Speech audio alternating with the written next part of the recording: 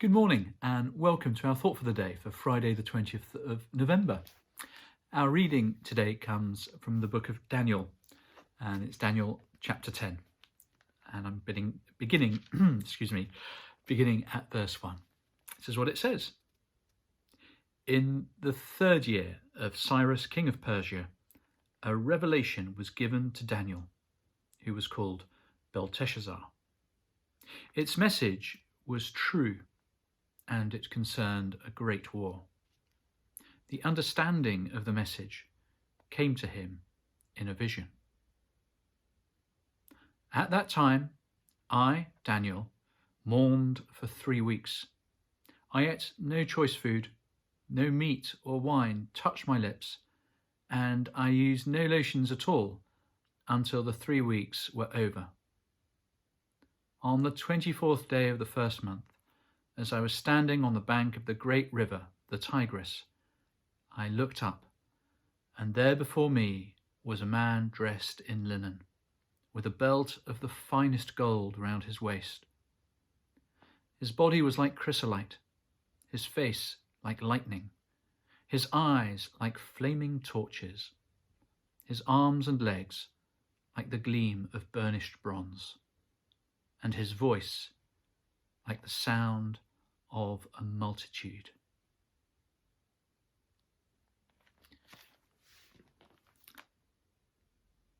Well, there's obviously more follows, which is Daniel's great vision.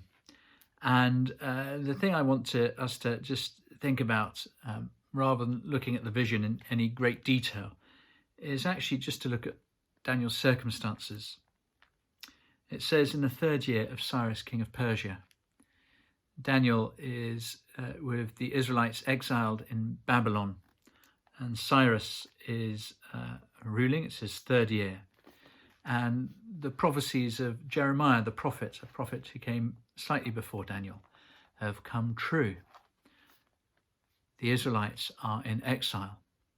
And so this people that traditionally always lived by herding sheep and other livestock, cows, goats, and so on. In other words, they were shepherds.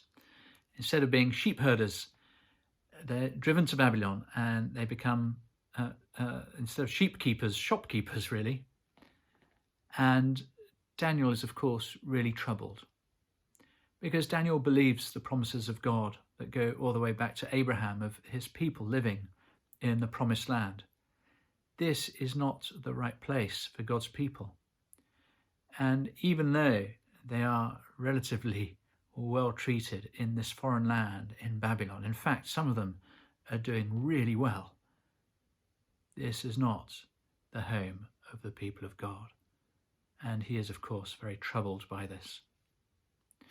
And so it's interesting that he fasts. It says, I, Daniel, mourned for 3 weeks. I ate no choice food, no meat or wine touched my lips, and I used no lotions at all until the 3 weeks were over. Those lotions probably refer to washing. He didn't have a bath for 3 weeks. But, and I just made me think about, well, why do I fast?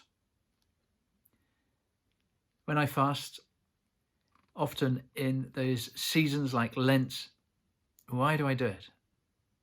Do I do it simply to win God over? Like in some way he'll be really impressed by my fasting? Or maybe even worse, do I do it just so that, well, I won't proclaim it off from the rooftops, but I'm sure a couple of people, I'm secretly quite pleased if they ask me, oh, are you fasting? You're not eating this or that, or do you really not want a beer or a glass of wine or something like that? There's all sorts of motives for fasting. But Daniel's motive is pretty clear. He's troubled. He's troubled by what he sees happening around him. And of course, it makes me think of today. Many of us are very troubled because of all that's happening around us, with COVID, with the economy, with the sort of the enhanced, it seems, quickened decline of the Church, and Church of England especially in this country. There are many reasons why we might be troubled.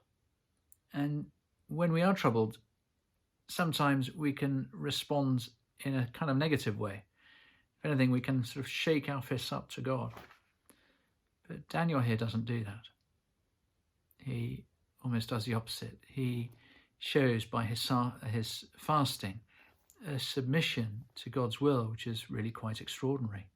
Remember, this is a man who's been taken away from his home, who's living in exile, far, far from his land, who's being made to follow completely different customs to the one that he was brought up with. He's having to speak a different language. He's having to change his name from Daniel to Belteshazzar. I mean, that's extraordinary, isn't it? But instead of getting angry with God, he does the opposite. He fasts. In other words, he submits to God's will. He seeks God with everything that he's got, however little that might be.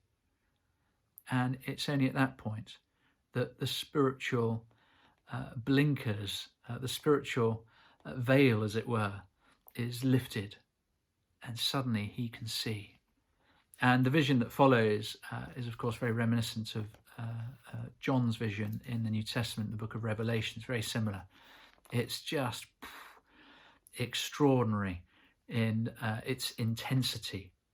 Both Daniel and John, when they have their visions, when they see spiritual beings as they truly are, when that veil is lifted from their eyes and they can really see spiritual realities, it's so overwhelming that they drop down as if dead. It's extraordinary.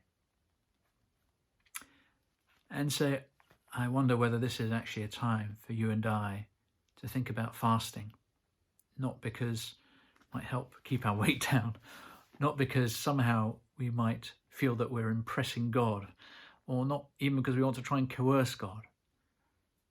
But maybe here is a clue as to about how we can have our spiritual veils lifted, that we might see clearly. I hope you have a great day today, and I look forward to seeing you again very soon. Bye-bye.